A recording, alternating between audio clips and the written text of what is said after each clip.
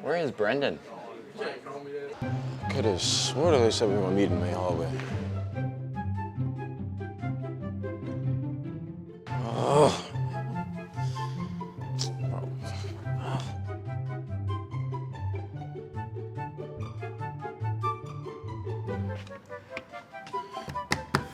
Dude, where have you been?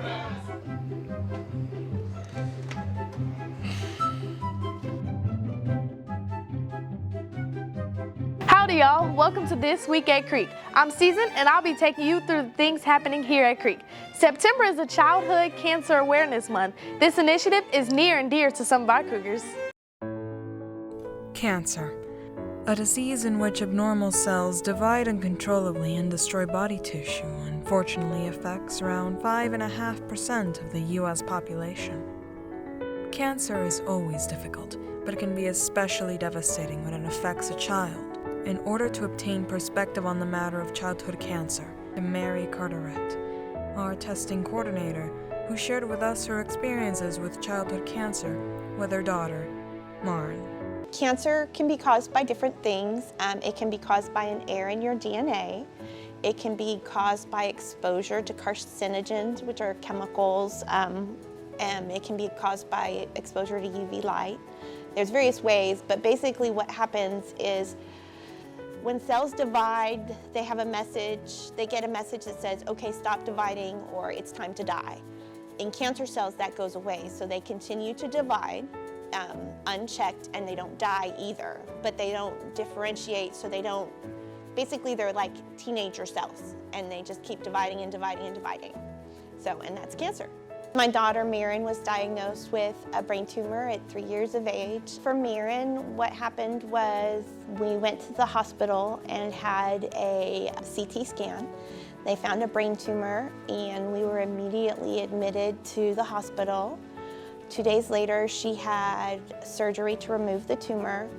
We did 30 days of radiation, and then after that, we went to the hospital and she'd have chemo for about 6 days, and then she'd have what's called a stem cell rescue. It's where they gave her stem cells to kind of help boost her immune system.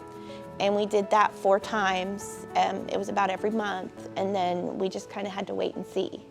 As a parent, you never want to see your kid in pain or hurt. And so seeing your kid sick in a bed, not able to do what a typical child does, really hurts your heart. I had to face at one point that my kiddo could have died, and you know, that's not a great feeling, but you get past it and you just kind of deal. While the medical world is always evolving, victims of childhood cancer are not reaping the many benefits of modern medicine and treatment. The research is not where it could be. For kids with cancer, only 4% of the budget for the National Institute of Health goes to childhood cancer research. And so most of the treatments that are available for kids are very old. Some of the drugs that they still use for childhood cancers were developed in the 60s and 70s, and there have been very few drugs that have been developed for childhood cancer since then. While most aspects of childhood cancer are out of our control, there is one thing you can always do to help someone who is affected by it. Let them know that you're there for them. Lots of people are afraid to talk to parents of kids who've had cancer who are diagnosed, and so it kind of gets lonely. Just talk to them. Let them know you're there for them. Let them know you're thinking of them. And just be there and support them and love them. I'm Irene Flores from Cougar Productions. Through this battle, comfort is something that everyone needs. Cypress Creek has a new comfort dog. Dogs are man's best friend. At times, we all need a little comfort to help us make it through a difficult situation. This is Cece, Cypress Creek's comfort dog.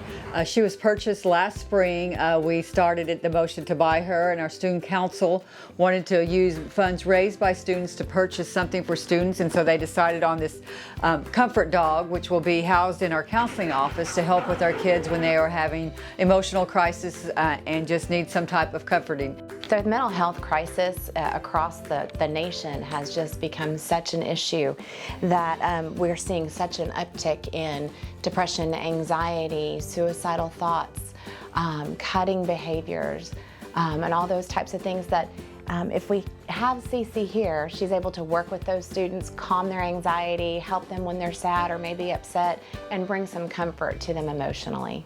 Go visit, Cece, go visit. Their faces light up when she's around, to walk in the halls with the kids, to see the automatic change in their emotions and their faces just by even seeing her and loving on her it's such a pleasure to watch. And I think not only is she going to help our students, but she's already helped our staff. Our staff is in love with Cece. We've had some issues that have come up just with some upset people, and she immediately goes straight to them and comforts them and provides them that emotional support. It's just an innate feature that she has. She automatically knows when somebody's upset. Cece has stolen the hearts of the Creek staff and students. She will assist with many different mental health crises by giving comfort and her paw during difficult times. I'm Jacob for Cougar Productions. Cece, what? Aw, I know after I spend time with Cece, I feel so much better. Speaking of feeling better, I enjoy earning points so I can go shopping. PBIS allows students to earn points so we can get rewards.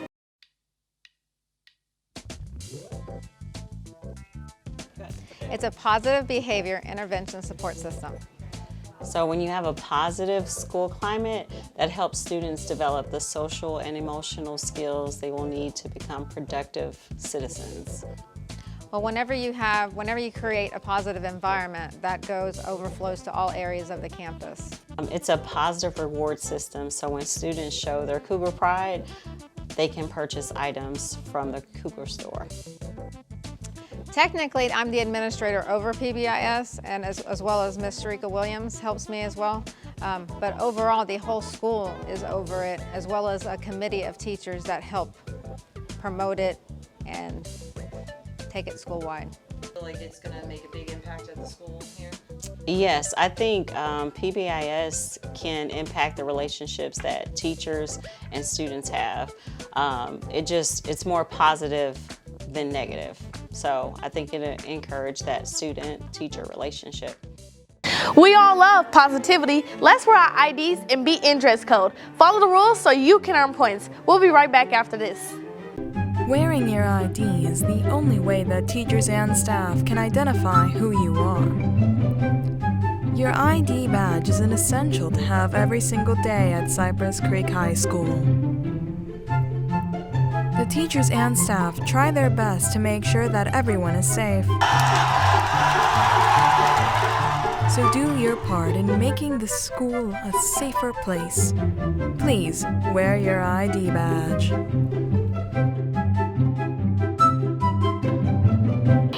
Oh, I like this. Oh, I love that. Oh, you all know we are all on social media. We looked into how social media impacts our school. Since the late 90s and early 2000s, social media has become a powerful tool on the internet. With all the schools in Cy-Fair getting more involved with social media, we decided to talk to Miss Watson, the manager of Cypress Creek's social media accounts. If a school has a social media account like we do, Cy Creek High School, I think a lot of information can be found there as a form of communication. It's exciting because we get to pull out all of our communications so everyone knows what we're doing. Well, it's all about school spirit, ICC. And you get all the football games, all like the volleyball games are all over social media. You can follow it through Instagram, Facebook, or Twitter. Follow us. Please follow us on social media. With social media being here to stay, it's exciting to see how it will benefit Cypress Creek in the future. Social media can be a great tool or a great distraction. The choice is yours on how you can let it impact you. Cece has already made an impact on our school. The question is, how do you interact with her when you see her in the hall? Cece is our new addition to the Creek Counseling Team and Cypress Creek High School.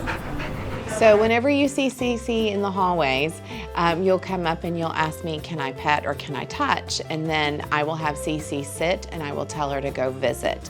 So if you can wait for my command to go visit, that's how we initiate contact with the dog. We want her to have those boundaries and those rules to know that she can't just go up and attack, jump on anybody or just kind of run around willy-nilly. She's got to have those boundaries because she is working So we want to make sure it's in a controlled environment that she's working. You can avoid her nose facial area. We try to keep her from licking the students. What we want her to do is you can pet her ears, her back. She loves her tummy rub. She will lay down and roll over for you and let her rub your tummy, let you rub her tummy. So we try and stay away from the mouth area. In environments, we will bring her in, we will have her sit, we will have her lay down, and then about 3 or 4 at a time can come up and talk to her and love on her. In my office, it's typically a one-on-one setting. It's usually when a kid is in distress, anxious, sad, depressed, something is going on that they're just not feeling emotionally stable. So that's more of a one-on-one environment for Cece. These boundaries not only help keep Cece safe, but also allow for an enjoyable interaction with her. As far as interacting with Cece loves attention.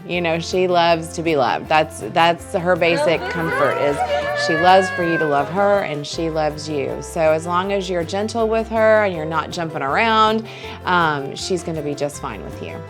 Respecting these rules and boundaries will create a safe and fun visit for Cece and you. I'm Irene Flores from Cougar Productions. We love you, Cece. This is all for this month. You can check out our episodes on Cy Creek website. I'll see you next month.